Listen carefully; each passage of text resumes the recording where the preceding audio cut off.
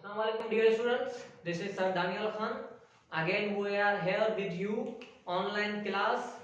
आज जो हम स्टार्ट करने वाले हैं वो है physics for class 9th chapter number 5 का इंट्रोडक्शन। चैप्टर नंबर 5 का जो नाम है, जो टाइटल है वो है स्केलर्स एंड वेक्टर्स। ठीक, तो स्केलर और वेक्टर क्या होते हैं ये हमको इन डिटेल समझना है, इनको मेमोराइज करना है, इनके कॉन्सेप्ट समझने हैं। In previous classes and previous chapters we have discussed about physical quantities कि physical quantities क्या होती हैं। Physical quantities मतलब वो quantities, those quantities which are measurable, Jin quantities को हम measure करते हैं उनको हम कहते हैं physical quantities, और जो quantities measure नहीं होती वो होती है non physical quantities। अगर कोई आपसे पूछे कि मास एक फिजिकल क्वांटिटी है या नहीं है, तो mass is a physical quantity, क्योंकि उसको हम मेजर करते हैं, मेजर करते हैं, और उसको मेजर करने के लिए हमारे पास एप्रोप्रिएट डिवाइस है, एक अपरेटस है जिसको हम फिजिकल बैलेंस कहते हैं।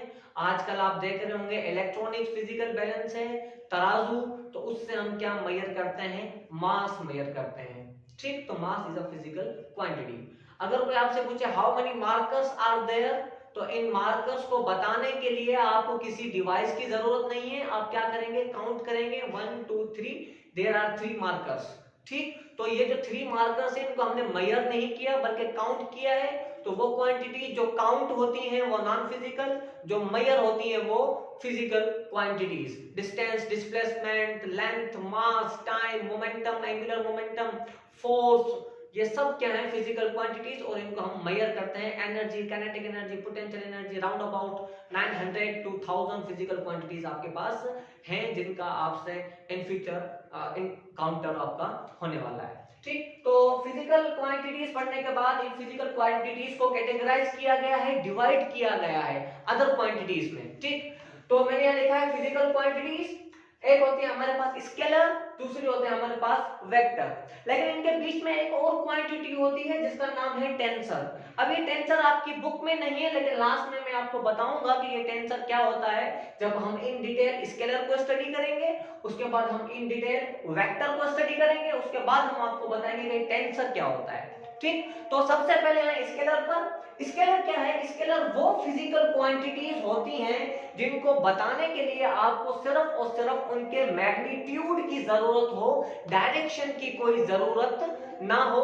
तो ऐसी फिजिकल क्वांटिटीज को कैटेगराइज किया गया है स्केलर क्वांटिटीज में। Those physical quantities which are completely specified by magnitude only, there is no need of direction to specify a scalar quantity. ठीक, इनको डायरेक्शन की कोई भी जरूरत नहीं होती। ठीक, जैसे मास एक स्केलर क्वांटिटी है। आप शॉपकीपर के पास गए, आपने कहा मुझे 10 किलोग्राम शुगर दे दें, 10 किलोग्राम असांखे खंड दियो, 10 किलोग्राम हमें चीनी दे दें। आप उसे ये कभी नहीं कहते कि मुझे 10 किलोग्राम चीनी दे in the direction of east.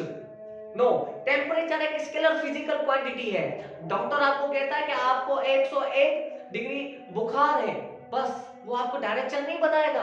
वो आपको ये नहीं कहेगा कि आपको 101 डिग्री बुखार in the direction of north. No, because mass, temperature, distance are scalar physical quantities, इनको डायरेक्शन की जरूरत नहीं होती।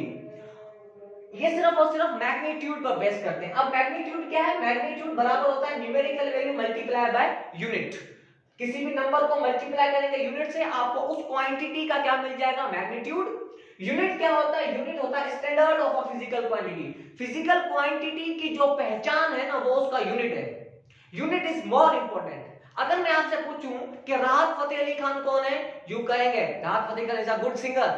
अगर मैं आपसे पूछूं कि शाहिद आफरीदी कौन है, आप कहेंगे he is a good cricketer. क्यों, क्रिकेट शाहिद आफरीदी की पहचान है, सिंगिंग राहत फतेह अली खान की पहचान है। जुनैद जमशेद का नाम सुनते आपके पास जहन में आता है कि वो नाते पढ़ता है, उसकी पहचान है वो नात पढ़ता है। Ronaldo is a good footballer. जैसे ही आपका रोनाल्डो आपके जहन में आएगा, क्लिक करेगा, रोनाल्डो इज अ फुटबॉलर। तो ये क्या है, ये उनकी पहचान है, सिंगिंग, फुटबॉलिंग और क्रिकेट, ये उनकी पहचान है। इसी तरह फिजिक्स में जो फिजिकल क्वांटिटीज की पहचान होती है वो उनका यूनिट होता है। क्या होता है उनका यूनिट। जैसे magnitude of mass, magnitude of mass, suppose करें यहाँ पर किलोग्राम नहीं लिखा होगा, सिर्फ और सिर्फ 10 लिखा हुआ है, ये ले, ये सिर्फ और सिर्फ 10 लिखा हुआ है यहाँ पर। आप मुझे बता सकते हैं ये कौन सी फिजिकल क्वांटिटी है? नहीं बता सकते, आप भी नहीं बता सकते, मैं भी नहीं बता सकता, दुनिया का कोई इंसान नहीं बता सकता। कब तक? जब तक आप इसके साथ इसका यूनिट पुट नहीं करेंगे। जैसे ही आपने किलोग्राम पुट किया, आपके दिमाग ने क्लिक किया कि सर मास की बात कर रहे हैं। तो मास की पहचान क्या है? उसका यूनिट। मास की पहचान क्या है? उसका यूनिट। तो unit is a standard of a physical quantity. ये है न्यूमेरिकल वैल्यू, एनी नंबर, उसको हमने मल्टीप्लाई किया है यूनिट से, तो ये हमें क्या देगा? मैग्नीट्यूड। और किसका मैग्नीट्यूड? मास का magnitude. 20 second is the unit of time, तो ये क्या है? टाइम का magnitude. 20 metre is the unit of distance, तो ये डिस्टेंस का मैग्नीट्यूड। ठीक। और स्केलर की एग्जांपल्स क्या है आपके पास? लेंथ, डिस्टेंस, टाइम, मास, स्पीड, टेंपरेचर एक्सेट्रा, ये सब क्या कहलाते हैं? स्केलर्स। और इनको सिर्फ और सिर्फ मैग्नीट्यूड की जरूरत होती है, there is no need of direction.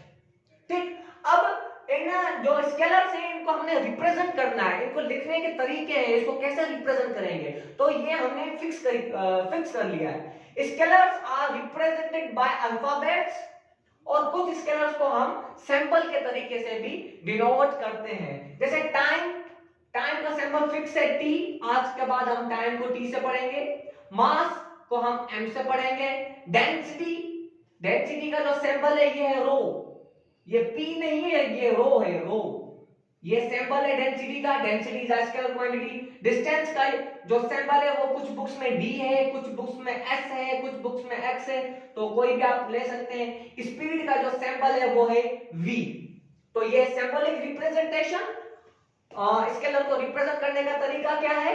या तो उनको अल्फाबेट से, या तो उनको सिंबल से। ठीक। Last one thing is that scalar can be, scalar को हम ऐड भी कर सकते हैं, स्केलर को हम डिवाइड भी कर सकते हैं, स्केलर को हम मल्टीप्लाई भी कर सकते हैं, और स्केलर को हम सब्ट्रैक्ट भी कर सकते हैं, लेकिन विद सिंपल अलजेब्रिक मेथड। हमें कोई फॉर्मूले यूज नहीं करने।